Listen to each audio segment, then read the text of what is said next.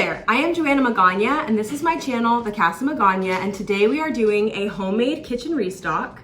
I do these all the time on my Instagram, and this is my first time making a longer video going a little more in depth. You will notice later in the video I switched to voiceover, and that is because I have 3 small children at home with me. They are playing Play-Doh right now and it just gets a little hectic. So I decided to go with a voiceover for the majority of this video. Real quick, I'm gonna show you what we will be covering in this video. I roast some bones and veggies to make bone broth. I make nourishing marshmallows, pickled veggies, a green sauce that I make almost every week, elderberry syrup, and protein muffins. All of this was accomplished in a little under an hour and a half, and I'm gonna show you today how that looks and what the process is like. Let's go and do a homemade kitchen restock. First thing I started on are these protein muffins. These are an absolute staple in our house. I probably make them 2 or 3 times a week at least. The protein comes from Greek yogurt and egg whites, and all of my kids like them, which if you're a mom and you have multiple kids, you know that's like the jackpot of breakfast, is having something that every single person will eat. So I make several versions of these. I have a plain recipe. I'm doing pumpkin today. I do a chocolate chip recipe, and then I also have an almond poppy seed. And it's just really versatile, and I'm really happy with the protein, and they're really easy to make and make ahead. I'm actually doubling the batch in this video so that we can have them for a few days.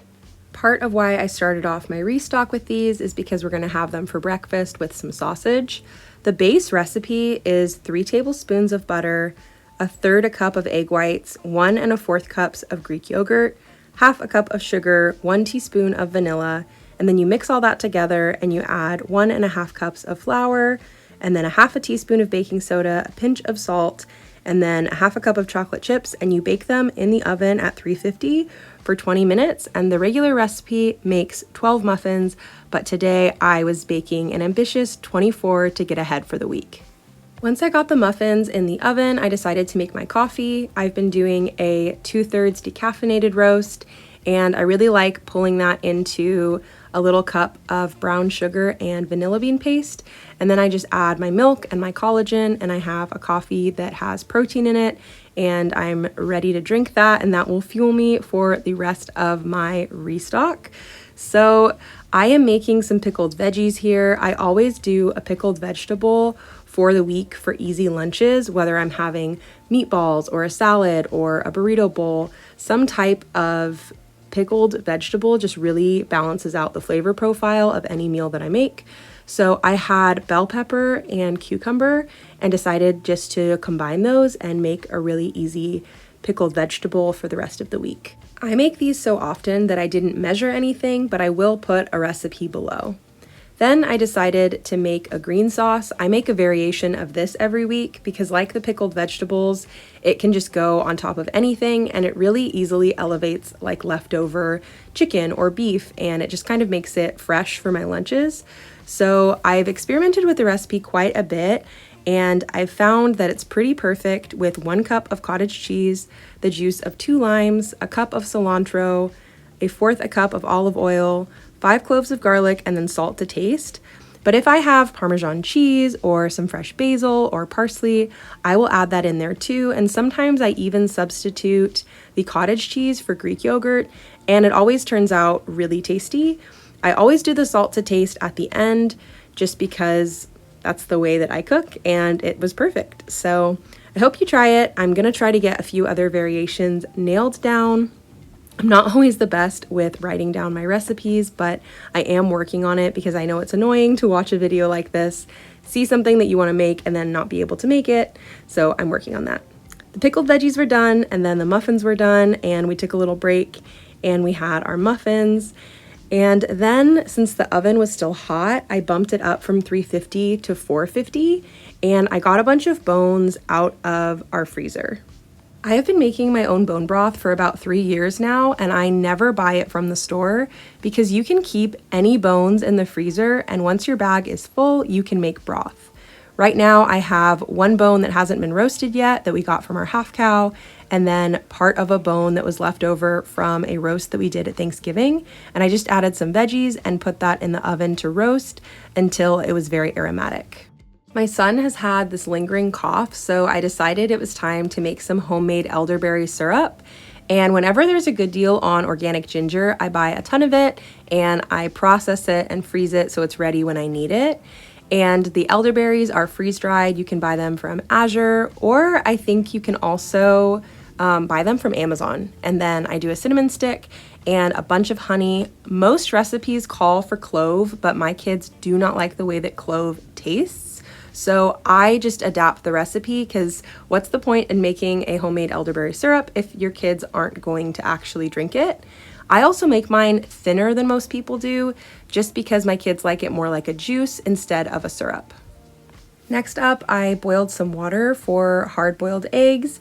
I do a boil and then I just drop them in one by one, and I set the timer for 7 to 8 minutes. And this process has always worked really well for me on getting eggs that are really, really easy to peel. And as those cooked, I cooked down the elderberry syrup. It takes quite a bit of time on the stove, about an hour. And then the bones were actually ready to start my broth. So I just loaded them into the Instapot. You can see I actually added one of the bell peppers, the kind of core of it, after I had pickled it. And that's the great thing about homemade bone broth. Any veggie scraps you have can pretty much go in there, apart from potato peels, I think. My eggs were done, so I put them in ice water and got them cooled, and then I just put them in this little thrifted dish so that they are distinguished from the non-hard-boiled eggs. The last thing I wanted to make was a batch of my Nourishing marshmallows. I have a video on these already, at least for the maple version, but I was doing the raw honey version this week because I wanted the raw honey benefits for my son who still has that cough. The baby actually helped me the whole time, so I had to edit out some footage since I try not to show my kids' faces.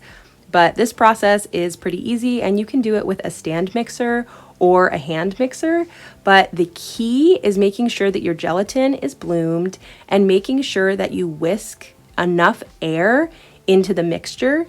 If you've ever made a meringue, it's really similar. You want stiff peaks. So a lot of people stop at this point, and this is not the point to stop. It is too droopy. And in my experience, you can't really over whip these. So I would just do them longer than you think you should until they have stiff peaks similar to a meringue. This is what they should look like. It should really nicely hang on to whatever you're mixing it with. And I will actually show you my kids' reaction when they found out I was making marshmallows.